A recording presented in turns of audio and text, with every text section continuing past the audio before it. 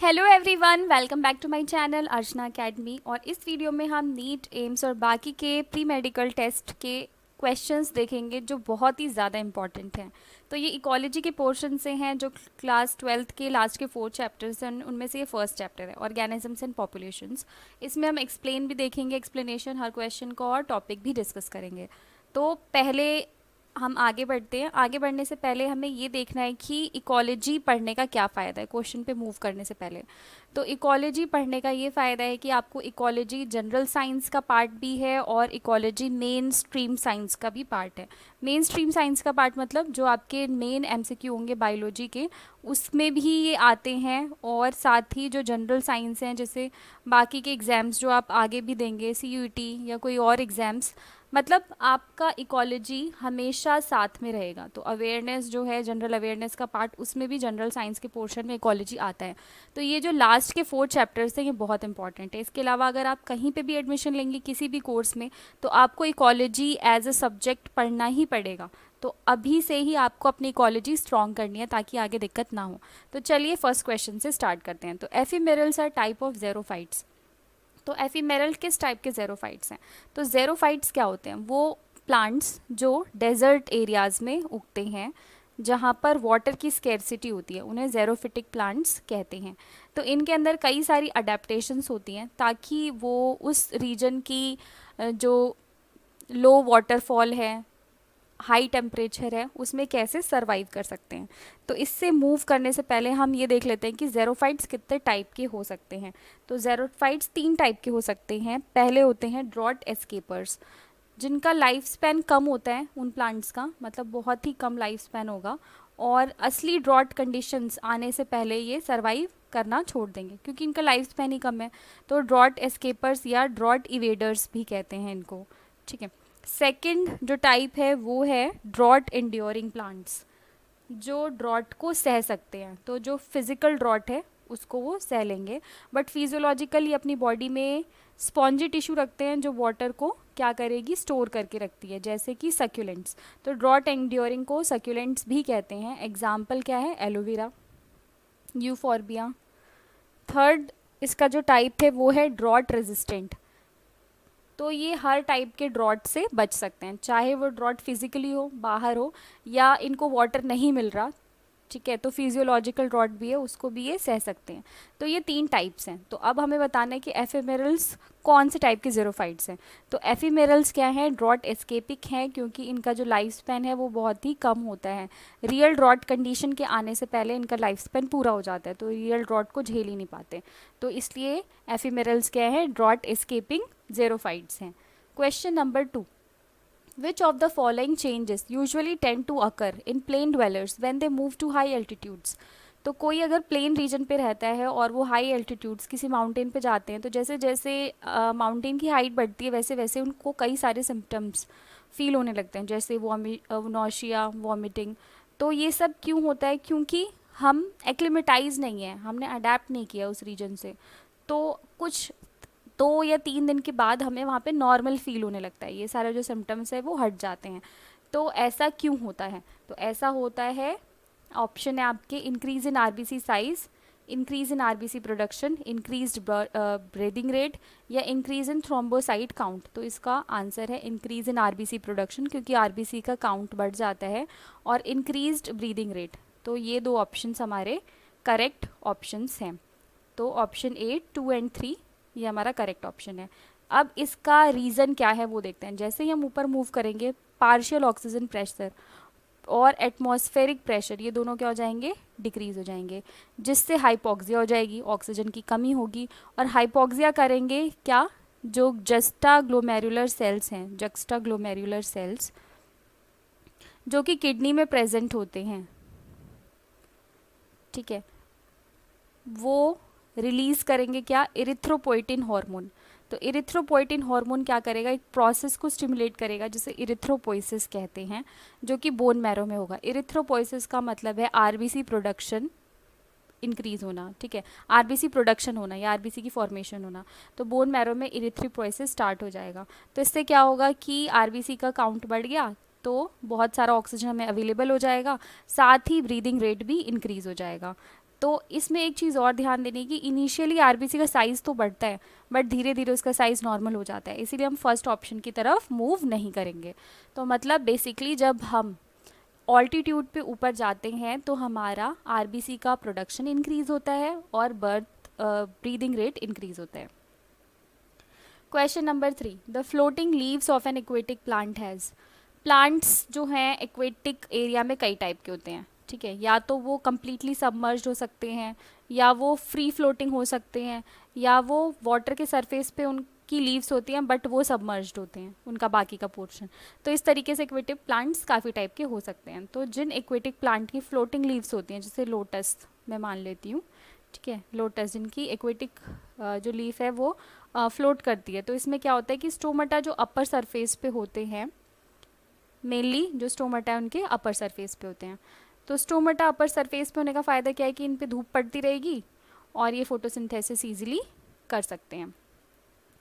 Question number 4, xeric environment is characterised by. Xeric मतलब dry environment का main characteristic क्या है, तो मेन कैरेक्टरिस्टिक है low atmospheric humidity. Question number 5, xerophytes possess. Xerophytes की क्या क्या अडेप्टेशंस होते हैं, तो बेसिकली ज़ेरोफाइट के अडेप्टेशन पूछ रहे हैं यहाँ पर। अब मैं एक चीज़ और क्लियर कर दूँ कि ये जो हम वीडियो देख रहे हैं इसमें इनमें से most of the question 80% question already PMT में आ चुके हैं, बट यहाँ पे मैंने उनको मॉडिफाई किया है, थोड़ा सा डिफरेंट तरीके से पूछा है क्योंकि सेम क्वेश्चन तो रिपीट होगा नहीं। तो वीडियो देखने से आपको क्या फ़ायदा होगा, आपको इंपॉर्टेंट टॉपिक्स पता चलेंगे। अब जैसे कि ये वाला जो क्वेश्चन है, यहाँ से क्वेश्चन आना ही आना है, थोड़ा सा उल्टा करके सीधा करके किसी भी तरीके से आ जाएगा बट क्वेश्चन यहाँ से आएगा ही। तो ज़ेरोफाइट पजेस अडेप्टेशन कौन सी अडेप्टेशंस होती है, सनकन स्टोमेटा होता है उसमें, कि स्टोमेटा जो है वो डीप पिट्स में होता है, डीप रूट्स, उसकी रूट्स काफ़ी लंबी होती हैं ज़ेरोफिटिक प्लांट्स की, एंड थिक क्यूटिकल, जो उसका क्यूटिकल है वो थिक होगा। तो इसका आंसर क्या है, ऑल ऑफ द अबव, ये सारे ज़ेरोफाइट्स के अडेप्टेशंस हैं। Question number 6, female mosquitoes sucking human blood at intervals are. Human blood suck करने वाली मॉस्किटो जो इंटरवल्स पे ब्लड सक करती है उसे हम क्या कह सकते हैं, जैसे कुछ टाइम सक नहीं किया ब्लड बट फिर कुछ टाइम के बाद सक किया, intermittent parasites. Question number 7. A sedentary sea anemone gets attached to the shell lining of hermit crab. This association is commensalism. तो इंटरैक्शन होते हैं ऑर्गेनिजम्स के आपस में कई सारे, ये पॉजिटिव भी हो सकते हैं या नेगेटिव भी हो सकते हैं। तो कमेंसलिज्म पॉजिटिव इंटरैक्शन है जिसमें एक स्पीशीज़ को फ़ायदा होता है और दूसरी स्पीशीज़ को ना नुकसान होगा ना फ़ायदा होगा। सिम्बायोसिस में दोनों स्पीशीज़ को फ़ायदा होता है। पैरासिटिज्म में एक स्पीशीज़ को फ़ायदा और एक स्पीशीज़ को नुकसान होता है। और पैरासिटिज्म क्या है, पैरासिटिज्म का टाइप है। पैरासिटिज्म 2 टाइप्स के हो सकते हैं और एक स्पेशल पैरासिटिज्म है ब्रूड पैरासिटिज्म। तो एक्टोपैरासिटिज्म एंड एंडोपैरासिटिज्म, इसमें जो पैरासाइट है वो बॉडी के अंदर रहेगा और एक्टो में बॉडी के बाहर रहेगा पैरासाइट, बॉडी के ऊपर बेसिकली। और ब्रूड पैरासिटिज्म में क्या होगा, ये बर्ड्स के अंदर देखा जाता है। कोयल एंड क्रो इसका एग्जाम्पल है। तो यहाँ पर सीडेंट्री सी एनिमोन अटैच हो जाता है हर्मिट क्रैब से। हर्मिट क्रैब को कोई फ़ायदा नहीं है, कोई नुकसान नहीं है, बट सी एनिमोन को यहाँ पर फ़ायदा होता है। Question number 8, type of interaction between predation and parasitism is. Predation is also plus minus relationship, parasitism is also, अभी पीछे वाली स्लाइड में देखा, प्लस माइनस रिलेशनशिप। तो ये दोनों ही इंटरेक्शन क्या है, दोनों में एक स्पीशीज़ को नुकसान और एक स्पीशीज़ को फ़ायदा होता है।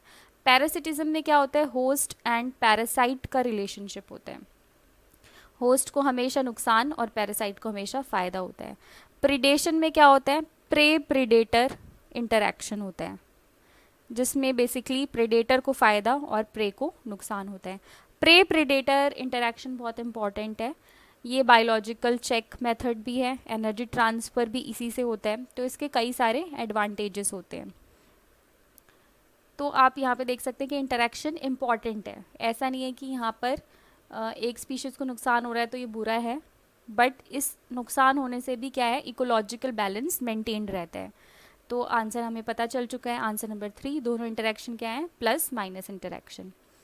Question number 9, at asymptote stage the population is. Population में लैग, लॉग और फिर एक कैरिंग कैपेसिटी पे, जिसे हम क्या बोलते हैं, एसिम्प्टोट स्टेज, जो पॉपुलेशन है वो स्टेबल हो जाती है। तो इसका आंसर क्या है, स्टेबिलाइज्ड।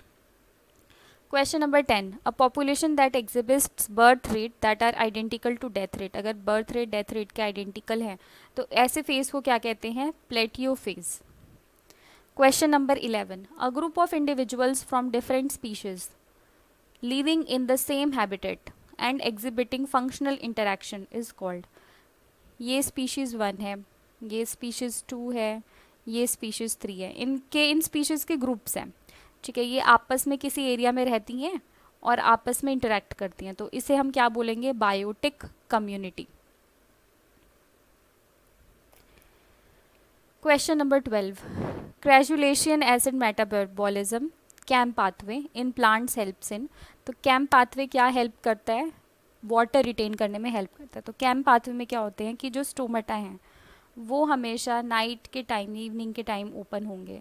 इससे क्या होगा, ट्रांसपिरेशन नहीं होगा, ट्रांसपिरेशन नहीं होगा तो वाटर लॉस प्रिवेंट हो जाएगा।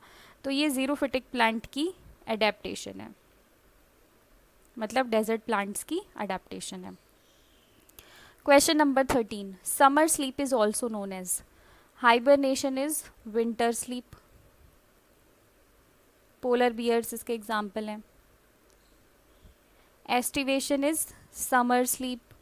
स्नेल्स इसके एग्जाम्पल हैं। माइग्रेट, एक प्लेस से दूसरे प्लेस पे जाना। सस्पेंड, अपनी एक्टिविटी को कुछ टाइम के लिए रोक देना, जैसे diapause is a special case of suspension. तो summer sleep is also known as aestivation. तो ये भी बहुत ज़्यादा इंपॉर्टेंट क्वेश्चन है। इनमें से कुछ ना कुछ, स्पेशली हाइबरनेशन और माइग्रेशन में से कुछ ना कुछ ज़रूर आता है एग्जाम में। Question number 14, expanding population, population growth important topic है जहाँ से पिरामिड से क्वेश्चन आता है। पॉपुलेशन ग्रोथ के जो पिरामिड्स हैं, तो यहाँ से भी आपको क्वेश्चन मिलेगा, तो ये भी श्योर है। अब यहाँ पर देखते हैं कि एक्सपेंडिंग पॉपुलेशन, एक पॉपुलेशन बढ़ रही है, तो हमें देखने की कैरेक्टरिस्टिक्स इसमें से कौन से सही हैं। पी, ए पिरामिड शेप्ड एज स्ट्रक्चर, जो शेप होगी वो पिरामिड जैसी होगी इस स्ट्रक्चर की। एन अर्न शेप्ड स्ट्रक्चर, घड़े जैसी शेप होगी इस स्ट्रक्चर की। Second, pre reproductive and reproductive age groups become more और less equal to size. Pre reproductive, जैसे अगर हम इसका डायग्राम बनाएं तो बेस पे होगा प्री रिप्रोडक्टिव, और उसके बाद रिप्रोडक्टिव, और उसके बाद होगा पोस्ट रिप्रोडक्टिव। तो यहाँ पर कह रहा है ये दोनों सेम होंगे।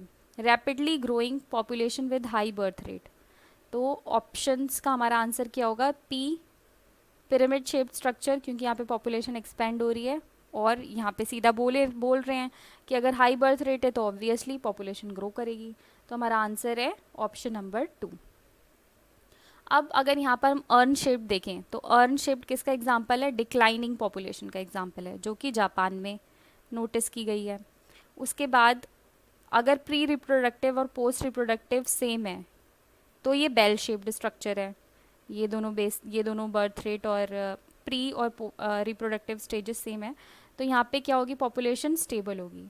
तो अगर पिरामिड शेप है तो एक्सपैंडिंग पॉपुलेशन है, बेल शेप्ड स्ट्रक्चर है तो स्टेबल पॉपुलेशन है, अर्न शेप्ड स्ट्रक्चर है यहाँ पर ये जो दिखाया हुआ है तो डिक्लाइनिंग पॉपुलेशन है, जैसे कि जापान में। ये मोस्टली डेवलप्ड कंट्रीज़ में स्टेबल, अमेरिका जैसे इसका एग्जाम्पल है अमेरिका, और एक्सपेंडिंग का एग्जाम्पल है India and China. Question number 14, among the following interaction which will not force को एवोल्यूशन। को एवोल्यूशन को फोर्स कौन सा इंटरैक्शन नहीं करेगा, +0, क्योंकि बाकियों में क्या है, या तो एक को फ़ायदा एक को नुकसान हो रहा है या दोनों को फ़ायदा हो रहा है। तो इसमें क्या होगा कि इंटरस्पेसिफिक कंपटीशन में दोनों को नुकसान होगा। तो इसमें क्या होता है कि ये दोनों एक दूसरे पे डिपेंडेंट हैं, तो यहाँ पे को एवोल्यूशन होगा ही होगा। बट कमेंसलिज्म में ये एक दूसरे पे डिपेंडेंट नहीं है, क्योंकि स्पीशीज़ को तो कोई फ़र्क ही नहीं पड़ता, तो ये कोई एवोल्यूशन के चांसेस यहाँ पर नहीं है। Question number 16, which species concept stress mainly on failure of interbreeding to keep them in distinct species. Ernst Mayr. ने स्पीशीज़ कॉन्सेप्ट दिया था, जिसे बोलते हैं बायोलॉजिकल स्पीशीज़ कॉन्सेप्ट। तो इसमें बोला था कि group of organisms which can interbreed, वो ऑर्गेनिजम्स जो इंटरब्रीड कर सकते हैं and can give rise to fertile offspring, और इंटरब्रीड करने के बाद वो फर्टाइल ऑफस्प्रिंग्स भी दे, उन्हीं को हम क्या मानते हैं, स्पीशीज़ मानते हैं। अब यहाँ पे हम हिनी और हिनी का एग्जाम्पल ले लें, तो ये यहाँ पे तो दो डिफरेंट स्पीशीज़ के बीच में फर्टिलाइजेशन हो गया है, मतलब इंटरब्रीडिंग हो गई, बट ये जो ऑफस्प्रिंग है क्या ये फर्टाइल है, ये फर्टाइल नहीं है, तो इसे हम स्पीशीज़ सेम स्पीशीज़ नहीं मान सकते।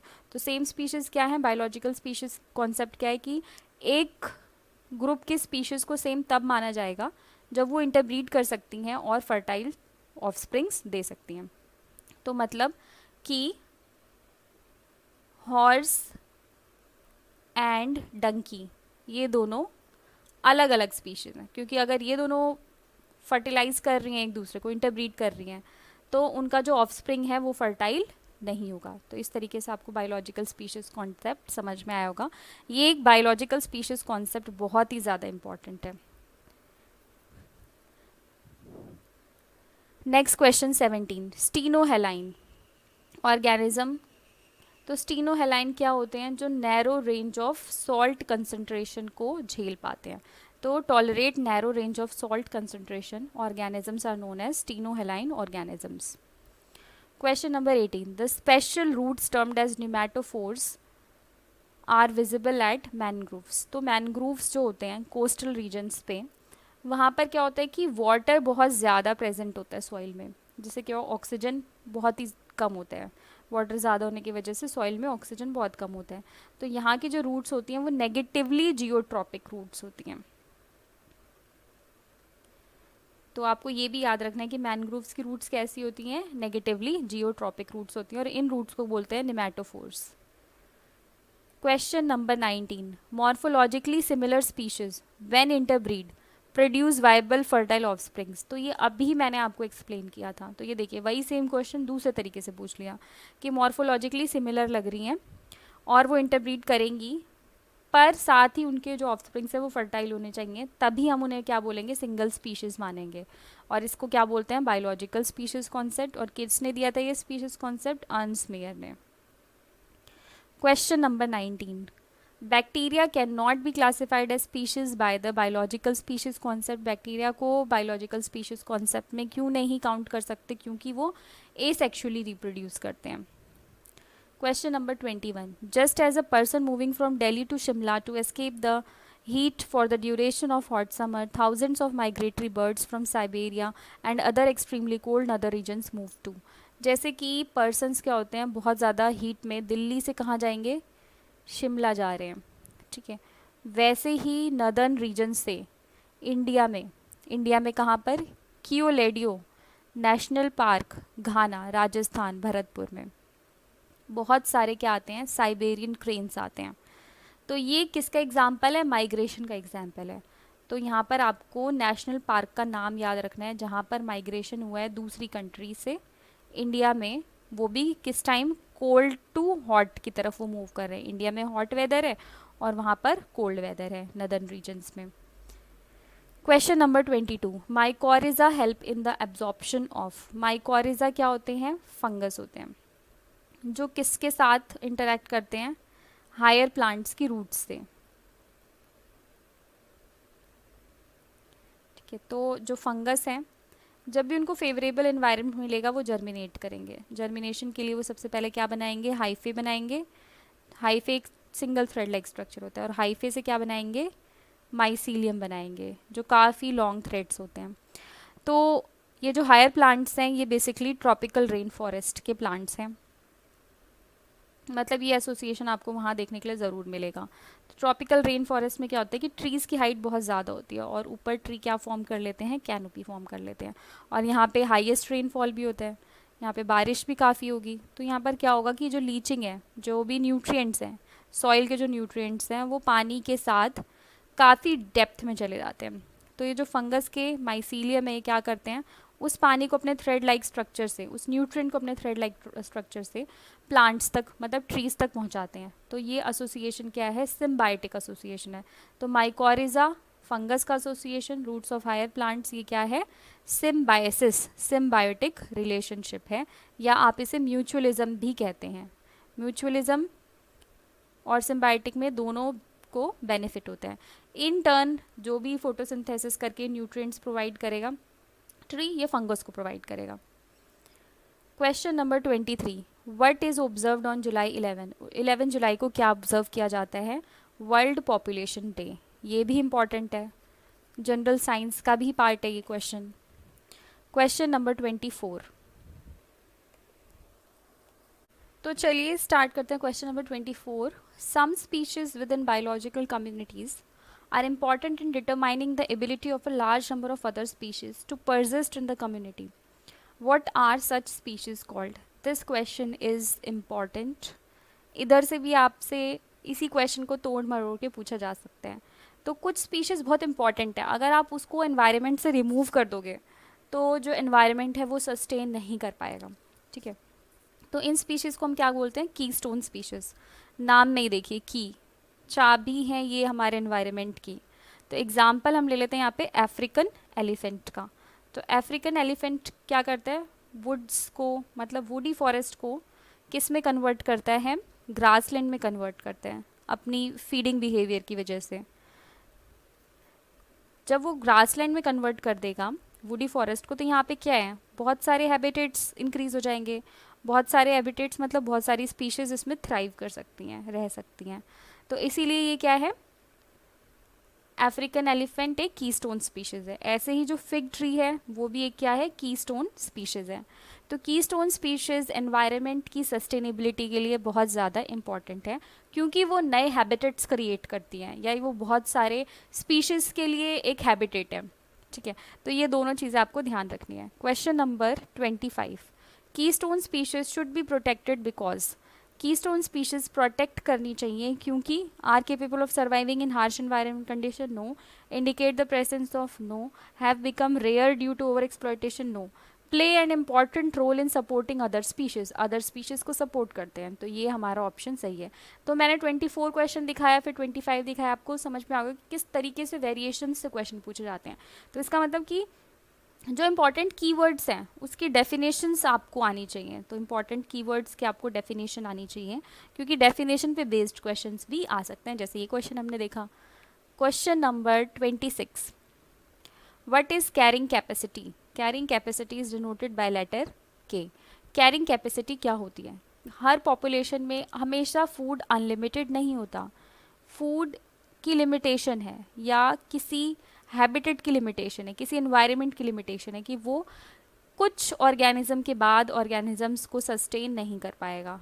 तो यहाँ पर क्या है कि पॉपुलेशन जो है वो एक्सपोनेंशियली ग्रो नहीं कर सकती, पॉपुलेशन स्टेबलाइज हो जाएगी, और इस स्टेट को क्या बोलेंगे, एसिम्प्टोट, जो भी हमने पीछे के क्वेश्चंस पे देखा। तो इसमें से हमारा कौन सा ऑप्शन सही है? Option number B, availability of resources in a given habitat to support a certain number of individual. एक हैबिटेट जिसके पास उतने ही अवेलेबल रिसोर्स हैं, मतलब वो कुछ ही ऑर्गेनिजम्स को सस्टेन कर सकता है, अनलिमिटेड रिसोर्सेज नहीं है। इस कैरिंग कैपेसिटी के अबव ऑर्गेनिजम्स मतलब जो ग्रोथ है वो पॉसिबल नहीं है। तो कैरिंग कैपेसिटी क्या है? एक लिमिटेशन है, ठीक है, कि रिसोर्सेज लिमिटेड है और उसके ऊपर जो ऑर्गेनिजम्स हैं उनकी ग्रोथ नहीं हो पाएगी। Question number 27, what is the formula for exponential population growth? Exponential population growth क्या है कि अनलिमिटेड रिसोर्सेज हैं, तो यहाँ पे जे शेप्ड ग्रोथ कर्व होता है, जे शेप्ड ग्रोथ कर्व। बट ये सीजनल ब्रीडर्स होते हैं, तो कुछ टाइम के बाद क्या होता है कि इनकी पॉपुलेशन डाउन हो जाती है। ये आर सिलेक्टेड स्पीशीज़ होते हैं। आर सिलेक्टेड स्पीशीज़ मतलब हाई रिप्रोडक्शन रेट, इनका रिप्रोडक्शन रेट बहुत हाई होता है, बट बहुत सारे ऑफस्प्रिंग्स ये जनरेट करते हैं, पर ये पेरेंटल केयर शो नहीं करते, जैसे फ्लाइज, ओके। पर दूसरी स्पीशीज के सिलेक्टेड, जो कैरिंग कैपेसिटी वाला ग्राफ जो दिखाया था सिग्मोइड कर्व, यहाँ पर क्या है कि ये पेरेंटल केयर शो करेंगे जैसे ह्यूमंस। ऑर्गेनिजम्स कुछ ही डेवलप होंगे, मतलब रिप्रोडक्शन कैपेसिटी इनके कंपैरिजन में कम है। तो ये तो हो गई बात की बात, मतलब ये थोड़ा सा मैंने ओवरव्यू दे दिया आर सिलेक्टेड और के सिलेक्टेड का, अगर क्वेश्चन में आ गया तो। वैसे इसके आने के चांसेस थोड़े कम हैं। फॉर्मूला क्या है एक्सपोनेंशियल ग्रोथ का, तो ये हमने देख लिया कि ये एक्सपोनेंशियल ग्रोथ का ग्राफ है। तो फॉर्मूला है dn dt rn, intrinsic rate of natural increase, r is intrinsic rate of natural increase, n number of individuals, t is time period। तो इसका आंसर है dn by dt equals to rn, option c is the correct answer। Question number 28, permafrost is the most distinctive feature of what part of world? permafrost क्या होता है कि layer जो है soil की वो कोल्डर रीजन्स में हमेशा क्या होगी, जो बहुत ही कोल्डर रीजन्स होंगे हमेशा ये फ्रीज्ड फॉर्म में होगी। ठीक है, तो ये वाला जो परमाफ्रॉस्ट है वो किसका डिस्टिंक्टिव फीचर है, कहाँ पर आपको देखने के लिए मिलेगा, तो कोल्डर रीजन्स में देखने मिलेगा। और यहाँ पे कोल्डर रीजन्स क्या है, टुंड्रा। क्वेश्चन नंबर 29, तो tundra is actually a biome. ठीक है, तो टुंड्रा बायोम में आपको परमाफ्रॉस्ट देखने के लिए, ये फीचर देखने के लिए मिलेगा। For plants living in tropical rain forest the critical competition is for, जो भी प्लांट्स ट्रॉपिकल रेन फॉरेस्ट में रहते हैं, अभी पीछे भी मैंने डिस्कस किया था कि ट्रॉपिकल रेन फॉरेस्ट में जो ट्रीज़ हैं उनकी हाइट काफ़ी होती है और ब्रांचिंग की वजह से जो सनलाइट है, ये कैनोपी फॉर्म कर लिया इन्होंने, जो सनलाइट है प्रॉपर सनलाइट वो नीचे नहीं पहुंच पाती, कुछ ही सनलाइट नीचे पहुंच पाती है। तो यहाँ पर कंपटीशन बेसिकली सबसे ज़्यादा किसके लिए होता है, लाइट के लिए कंपटीशन होता है। ठीक है, तो लाइट के लिए कंपटीशन यहाँ पर ट्रॉपिकल रेन फॉरेस्ट में सबसे ज़्यादा होता है। Question number 30, what are the sun loving plants referred to? Sun loving plants को क्या बोला जाता है, तो सन लविंग प्लांट्स को बोला जाता है हेलियोफाइट्स। तो सन लविंग प्लांट्स होते हैं हेलियोफाइट्स। एग्जाम्पल है सनफ्लावर। तो बेसिकली जो ज़ेरोफिटिक प्लांट्स होते हैं वो हेलियोफाइट्स भी होते हैं। ओपनशिया दूसरा एग्जाम्पल है, क्योंकि वहाँ पर हीट ज़्यादा है, टेम्परेचर ज़्यादा है। उसके बाद हम बाकी के टर्म्स भी देख लेते हैं। हेलियोफाइट्स होगा जो हाई सॉल्ट कंसंट्रेशन में भी सर्वाइव कर सकें, हेलियोफाइट्स देख लिया। सन लिविंग प्लांट्स। हेट्रोट्रॉफ्स, ये आपको पता ही है, जो अपना फूड मटेरियल रॉ मटेरियल से नहीं बना सकते जैसे ह्यूमन बींग्स, वो प्लांट्स पे डिपेंडेंट है। स्क्योफाइट्स वो होते हैं शेड लविंग प्लांट्स, जिन्हें शेड पसंद है, जैसे हर्ब्स, मोस्टली जो हर्ब्स होती हैं वो स्क्योफाइट्स होती हैं। Question number 31, sea water salinity in parts per 1000, this is important. Sea water salinity parts per 1000 में कितनी है, 30-35%। Question number 32, the principle of competitive exclusion states that two species can not exist in the same, दो species same ecological niche में नहीं रह सकती। Niche is a very specialised term. ठीक है, niche and habitat. Habitat is address where organism leaves. ठीक है, but निश लीव करने के साथ साथ इसका यहाँ पर इकोलॉजिकल रोल भी है कि बाकी के ऑर्गेनिज्म से कैसे रिएक्ट करता है। तो जो निश है वो ज़्यादा स्पेसिफिक है, but habitat is a broad term. एक बड़े हैबिटेट में कई सारे निश पॉसिबल हैं। यहाँ पे ये निश 1 मान लीजिए, ये निश 2 मान लीजिए, ये ऑर्गेनिज्म यहीं रहेगा क्योंकि इसको जो भी चीज़ें चाहिए वो इधर ही अवेलेबल हैं। और यहाँ पे ये फंक्शंस भी अपने प्रॉपरली करेगा जो इसका बिहेवियर है, बट हैबिटेट एक ब्रॉड टर्म है। तो कंपटीशन तब इंक्रीज हो जाता है जब एक निश में दो स्पीशीज, सेम स्पीशीज रह रही हैं, तो क्या करेंगी, क्योंकि उनकी जो चॉइस होगी वो सेम होगी, सेम फूड सेम रिसोर्स चाहिए उनको, तो यहाँ पर उनके बीच कंपटीशन होगा और दोनों स्पीशीज़ को नुकसान होगा। अगर ये दोनों स्पीशीज़ सेम नहीं होती, डिफरेंट होती, एक स्पीशीज़ 1 होती दूसरी स्पीशीज़ 2 होती, तो इनकी जो रिक्वायरमेंट होती वो अलग अलग रिसोर्स होती। तो यहाँ पे रिसोर्स पार्टीशनिंग की वजह से वो यहाँ पर रह सकती थी, बट सेम स्पीशीज़ अगर एक ही निश में रहेंगी तो वहाँ पर क्या होगा, कंपटीशन ज़रूर होगा। तो दो स्पीशीज़, सेम दो स्पीशीज़ एक निश में को एग्जिस्ट नहीं कर सकती। Question number 33, what is the most common place to find large woody vines. अभी मैंने बताया था ट्रॉपिकल रेन फॉरेस्ट का कैनोपी फॉर्मेशन। तो यहाँ पे जो वाइन्स होंगी, अगर उनके पास वुडी स्ट्रक्चर्स नहीं होंगे, वुडी स्टेम्स नहीं होंगे सपोर्ट के लिए, तो वो प्लांट ट्रीज़ के ऊपर तक नहीं पहुँच पाएंगी। तो इनकी जो वाइन्स होती हैं वो वुडी होती हैं, ठीक है, ब्राउन कलर्ड होती हैं, ताकि ये पेड़ के ऊपर तक पहुँच जाए, उनको भी सनलाइट मिलती रहे। तो ये किसका एग्जाम्पल है, कहाँ पे मिलेगा आपको ये, ट्रॉपिकल रेन फॉरेस्ट में। Question number 34, what is the percentage of natural growth rate if the birth rate is 100 and death rate is 10 and the number of individuals in a population is 100। तो यहाँ पे इसे calculate करने का formula है birth rate minus death rate upon में population into 100। तो birth rate यहाँ पर कितनी है, 100 माइनस 10 डेथ, पॉपुलेशन है टोटल 1000 इंडिविजुअल्स, एंड हम मल्टीप्लाई करेंगे परसेंट से, परसेंटेज निकालने के लिए। तो अब ग्रोथ रेट का ये हमारा फॉर्मूला हमने लिख दिया, अब इसे करना है सॉल्व।